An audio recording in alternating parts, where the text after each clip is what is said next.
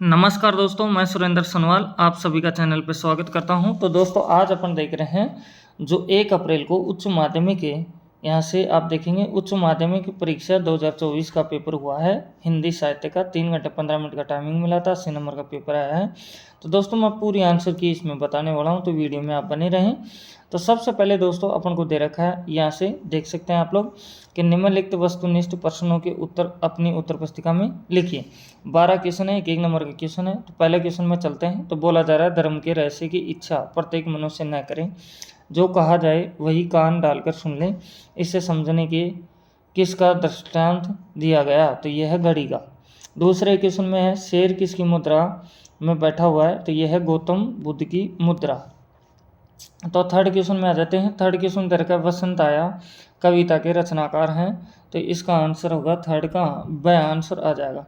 फिर चौथे में दर का भरत राम का प्रेम पाठ तुलसी की किस रचना से लिया गया है? तो चौथे का आंसर आएगा द रामचरितमानस। पांचवे का बोला जा रहा है कि भैरव को उकसाने और बरखाने में किसकी प्रमुख भूमिका थी? तो ये अपने पास आएगा जगदर की। तो अब चलते हैं दोस्तों छठे क्वेश्चन में। तो छठा क्वेश्चन में आपसे दे रखा है क्या दोस्तों, एक बार आप ध्यान से देखेंगे छठा क्वेश्चन क्या है। इसमें आपसे दे रखा है बिस्कोहर की माटी पाठ विश्वनाथ त्रिपाठी की आत्मकथा का अंश है। ये अपन से बोला जा रहा है, तो छठे का जो आंसर होगा ये होगा ब। फिर सातवां क्वेश्चन है कोइया वही जल पुष्प है जिसे कुमुद कहते हैं। बिस्कोहर की माटी पाठ में इसका एक अन्य नाम है। तो 7वें क्वेश्चन का जो आंसर होगा ये होगा आपका ए। फिर इसके बाद 8वां क्वेश्चन है जिसमें बोला जा रहा है अपना मालवा खाऊ उजाड़ू सभ्यता में पाठ जनसत्ता की किस स्तंभ से लिया गया है? तो अपन से इसका आंसर बताना है 8वें क्वेश्चन का, तो इसका आंसर आएगा स। अब चलते हैं दोस्तों 9वें क्वेश्चन के ऊपर। तो 9वां क्वेश्चन में क्या दे रखा है दोस्तों, दूसरी किसी विधा के लिए यह कतई जरूरी नहीं है कि वह इसका सहारा ले, लेकिन नाटक का इनके बिना काम नहीं चल सकता। उपरोक्त कथन किसके लिए कहा गया है? तो 90 क्वेश्चन का जो आंसर आएगा यह आएगा द। फिर 10वें क्वेश्चन की बात है, तो इसमें बोला जा रहा है यह शैली कहानी या कथा लेखन की शैली या ठीक उल्टी है जिसमें क्लाइमैक्स बिल्कुल आखिर में आता है, इस शैली को कहते हैं। तो इसका आंसर आएगा आपके पास में ब। अब चलते हैं दोस्तों 11वां और 12वां क्वेश्चन पे। तो 11वां क्वेश्चन में क्या है पहले देख लेते हैं। विशेष लेखन में डैश होता है, तो इसका आंसर होगा आपका दोस्तों ब। क्या आ जाएगा? ब आंसर आ जाएगा।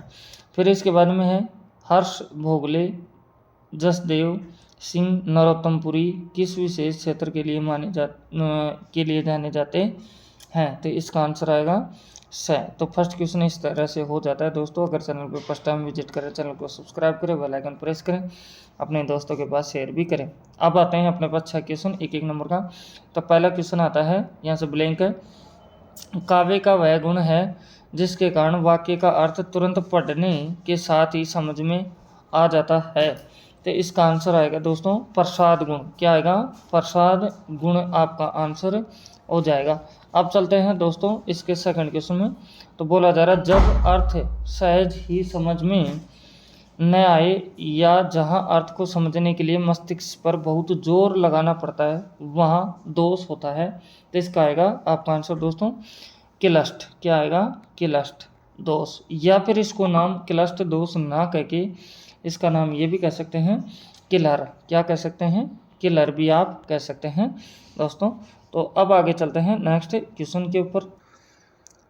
तो दूसरे क्वेश्चन में देखते हैं। तो दोस्तों इसमें दे रखा है आपको कि जब अर्थ सहज ही समझ में ना आए या जहां अर्थ को समझने के लिए मस्तिष्क पर बहुत जोर लगाना पड़ता है वहां होता है। तो इसका तो दोस्तों आंसर मैंने बता दिया अभी। तो थर्ड क्वेश्चन देखो, यह मात्रिक विषम छंद है, दोहा और रोला छंदों के मेल से छंद बनता है, तो इसको कहते हैं हारी। या तो हारी नाम होता है या फिर हारी नाव के कई जगह इसको कुंडलियां छंद भी कहते हैं। चौथा क्वेश्चन है गीतिका के आरंभ में, फिर ब्लैंक है, जोड़ने पर हरी गीतिका बनता है। तो इसका आंसर आएगा लघु लघु। क्या आंसर हो जाएगा? लघु लघु आपका आंसर हो जाएगा। अब चलते हैं दोस्तों नेक्स्ट क्वेश्चन। इसके पाँचवें क्वेश्चन में, तो पाँचवें क्वेश्चन में आपसे दे रखा है जहाँ दोनों सामान्य या दोनों विशेष वाक्यों में बिंब प्रतिबिंब भाव होता है वहाँ यहाँ से ब्लैंक है, फिर अलंकार होता है, तो अलंकार पूछ रहा है तो इस जगह आएगा दृष्टांक। क्या आंसर हो जाएगा? दृष्टांक। अब छठे क्वेश्चन में यहाँ ब्लैंक है, फिर बोला जा रहा है में प्रकृति को मानवीय रूप दिया जाता है तथा निर्जीव पदार्थों को मनुष्य की तरह काम करते या सुख दुख आदि भावों से पूरित और प्रभावित दिखाया जाता है। तो इसका आंसर आएगा मानवीयकरण। क्या आएगा? मानवीयकरण आपका आंसर आ जाएगा दोस्तों। तो अब चलते हैं तीसरे क्वेश्चन के ऊपर। तो तीसरा क्वेश्चन आप देख सकते हैं कि आपके पास में यहाँ से जो दे रखा है, बोला जा रहा है क्या कि निम्नलिखित अपठित गद्यांश को पढ़कर पूछे गए प्रश्नों के उत्तर लिखिए। अब 6 क्वेश्चन इसके ऊपर दे रखे हैं। तो पहले तो दोस्तों इस गद्यांश को पूरा आप ध्यान से पढ़ें और सभी प्रश्नों का फिर आराम से आंसर दे सकते हैं। तो मैं पढ़ लिया हूँ इस सभी पूरे गद्यांश को, तो एक एक क्वेश्चन के आंसर मैं बता देता हूँ। तो पहला क्वेश्चन क्या है देख सकते हैं, विश्व में किस देश के पास ऐसी भूमि है जो उसे सब प्रकार से संपन्न बना सके। तो इसका आंसर ध्यान से सुनेंगे। इसका आंसर होगा विश्व में किसी भी देश के पास ऐसी भूमि और संसाधन नहीं है जो उसे सब प्रकार से संपन्न बना सके। यह आंसर हो जाएगा दोस्तों। फिर दूसरा क्वेश्चन क्या है, किसे अवांछित समझौते करने पड़ते हैं। तो इसका आंसर सुनेंगे ध्यान से। इसका आंसर होगा प्रत्येक देश के लोगों को एक दूसरे से दबना पड़ता है और अनिवार्य रूप से अवांछित समझौते करने पड़ते हैं। अब चलते हैं थर्ड क्वेश्चन में। तो बोला जा रहा है थर्ड में, भारत ने जब परमाणु परीक्षण किया तो क्या प्रतिक्रिया हुई। तो इसका आंसर सुनो, परमाणु परीक्षण करने के पश्चात विश्व ने हम पर कई प्रकार के प्रतिबंध लगाए थे। अब चलते हैं चौथे क्वेश्चन में। तो चौथे में बोला जा रहा है इराक पर प्रतिबंध लगने पर क्या हुआ। तो इसका आंसर होगा प्रतिबंध लगने के बाद उसे दाने दाने के लिए तरसना पड़ा। अब पांचवें क्वेश्चन में आ जाते हैं। तो इससे बोला जा रहा है किसे कष्टों का सामना नहीं करना पड़ता। तो यहाँ आंसर आएगा देशवासियों को। किसको? देशवासियों को। लास्ट है गद्यांश का उचित शीर्षक लिखिए। तो ये आपके ऊपर मैं छोड़ देता हूँ। अब चलते हैं चौथे क्वेश्चन में। तो बोला जा रहा है निम्नलिखित अपठित पद्यांश, पहले गद्यांश था अब पद्यांश आ रहा है, को पढ़कर पूछे गए प्रश्नों के उत्तर अपने उत्तर पुस्तिका में लिखिए। तो दोस्तों इस पद्यांश को आप ध्यान से पढ़ेंगे और इसका हिंदी में अनुवाद अपनी भाषा में करके देखेंगे और फिर जितने भी क्वेश्चन हैं उन सभी का आंसर देंगे। तो पहला क्वेश्चन है मीरा ने कैसा धन पाया। तो इसका आंसर हो जाएगा राम रतन। क्या आंसर हो जाएगा? राम रतन। दूसरे में बोला जा रहा है सतगुरु ने कैसी वस्तु दी। तो इसका आंसर होगा अमोलक वस्तु या अनमोल वस्तु। फिर इसके बाद में है तीसरा क्वेश्चन, सब कुछ खोकर मीरा ने कैसा धन प्राप्त किया। तो यहाँ आएगा आंसर राम रतन धन। चौथे में बोला जा रहा है आपसे कि मीरा के धन की क्या विशेषता है। तो इसका आंसर सुनो ध्यान से, मीरा का धन जन्म जन्म की पूंजी है, जग में सबसे बड़ा है, इसे कोई खर्च नहीं कर सकता, दिन दिन बढ़ता रहता है। फिर इसके बाद पांचवा क्वेश्चन है, बोला जा रहा है सत की नाव के केवटिया कौन है। तो इसका आंसर होगा सतगुरु। छठा क्वेश्चन है प्रस्तुत पद्यांश का उचित शीर्षक लिखिए। तो इसका आंसर होगा सतगुरु की महिमा। इस तरह से आंसर हो जाएगा। अगर दोस्तों चैनल पे फर्स्ट टाइम विजिट कर रहे हैं, चैनल को सब्सक्राइब करें, बेल आइकन प्रेस करें, अपने दोस्तों के पास शेयर भी करें। तो दोस्तों अब आ जाते हैं अपन खंड ब में, जिसमें 5 से 16 तक के क्वेश्चनों के उत्तर देने हैं और वो देने हैं 40 शब्दों के अंदर। 2-2 नंबर के क्वेश्चन है सभी। तो दोस्तों अब चलते हैं पाँचवें क्वेश्चन में। तो पाँचवा क्वेश्चन में अपन से बोला जा रहा है रामचंद्र शुक्ल समवयस्क हिंदी प्रेमियों की मंडली में कौन कौन थे। ऐसे छठा क्वेश्चन है काबुली कायदा सुनते ही मोदी आइन तमक कर खड़ी क्यों हो गई, सौ दिया पाठ के आधार पर लिखी। ऐसे सातवां क्वेश्चन है सरोज स्मृति कविता की मूल संवेदना स्पष्ट कीजिए। अब आ जाते हैं आठवें क्वेश्चन में। तो आठवें क्वेश्चन में बोला जा रहा है कुसुमित कानन हेरी कमलमुखी मुदी रहे दुनयन काव्य पंक्ति का आशय स्पष्ट कीजिए। ऐसे 9वां क्वेश्चन है जगदर का मन आज खोंचा लेकर गलियों का चक्कर लगाने में न लगा, जगदर के लिए ऐसा क्यों कहा गया, पठित पाठ के आधार पर लिखिए। ऐसे 10वां क्वेश्चन है जिसमें बोला जा रहा है अमेरिका की खाऊ उजाड़ू जीवन पद्धति ने दुनिया को कैसे प्रभावित किया है, पठित पाठ के आधार पर उत्तर लिखिए। दोस्तों सभी बुक के क्वेश्चन है, आप आराम से कर सकते हैं इनको। तो 11 क्वेश्चन आता है अपने पास में, जिसमें अपन से दे रखा है, देख सकते हैं आप लोग कि प्रतीप अलंकार को ध्यान से ही समझिए। 12 क्वेश्चन में कविता में बिंब और छंद किस प्रकार सहायक होते हैं।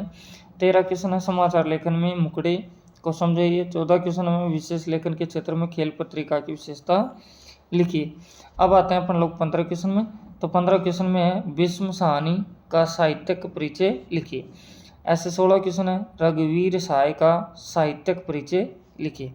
अब चलते हैं दोस्तों खंड समय।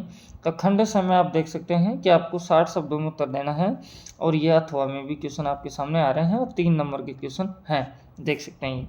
तो 17 क्वेश्चन में दे रखा है विरहिणी नायिका पर 12 मासों का प्रभाव किस प्रकार होता है लिखिए। ये नहीं आता था आप ये कर सकते हैं। देवसेना का गीत कविता की मूल संवेदना लिखिए। ऐसे 18 क्वेश्चन है जिसमें तो बोला जा रहा है साझा कहानी वर्तमान समय में किस वर्ग की स्थिति को स्पष्ट करती है। ये नहीं आता है तो फिर ये नीचे वाला भी आप पढ़ के कर सकते हैं। तो अब चलते हैं 19वें क्वेश्चन में। तो 19वें क्वेश्चन बोला जा रहा है सूरदास जगतर से अपनी आर्थिक हानि गुप्त क्यों रखना चाहता था। 4 नंबर का क्वेश्चन आ जाता है दोस्तों, ये देख सकते हैं। ये नहीं आता तो ये कर सकते हैं कि मालवा में विक्रमादित्य और भोज और मुंज रिनेसा के बहुत पहले हो गए, कैसे स्पष्ट कीजिए। अब आ जाते हैं दोस्तों खंड द में। खंड द में आपके पास क्वेश्चन आ जाता है 20वां, 5 नंबर क्वेश्चन है। तो क्या बोला जा रहा है निम्नलिखित गद्यांश की सप्रसंग व्याख्या कीजिए। तो दोस्तों इस गद्यांश को आपको ध्यान से पढ़ना है और फिर इसकी सप्रसंग व्याख्या करनी है। अगर ये नहीं आता है तो इसके नीचे वाले को भी पढ़ करके आप कर सकते हैं। तो अब चलते हैं 21वें क्वेश्चन में। 21वें क्वेश्चन में दोस्तों आप देख सकते हैं 5 नंबर क्वेश्चन है। अभी जो 20वां क्वेश्चन था उसमें गद्यांश की सप्रसंग क्या व्याख्या करनी थी, यहाँ पर पद्यांश की सप्रसंग व्याख्या करनी है। तो इसको ध्यान से आप पढ़ेंगे और अच्छे से समझेंगे और फिर इसकी सप्रसंग व्याख्या लिखेंगे। अगर ये नहीं आता तो इसके अथवा का देख सकते हैं, इसको भी ध्यान से पढ़ेंगे और करेंगे। फिर आता है अपने पास में क्वेश्चन नंबर 22, 6 नंबर का क्वेश्चन है। आपको बोला जा रहा है निम्नलिखित विषयों में से किसी एक विषय पर लगभग 400 शब्दों में निबंध लिखिए। निबंध लिखना है 400 शब्दों का लिखना है। तो पहला इसमें दे रखा है भगवान राम भारतीय जीवन नादर्श। दूसरे में है हमारा स्वास्थ्य और भोजन। तीसरे में है राजस्थान के पर्यटन स्थल।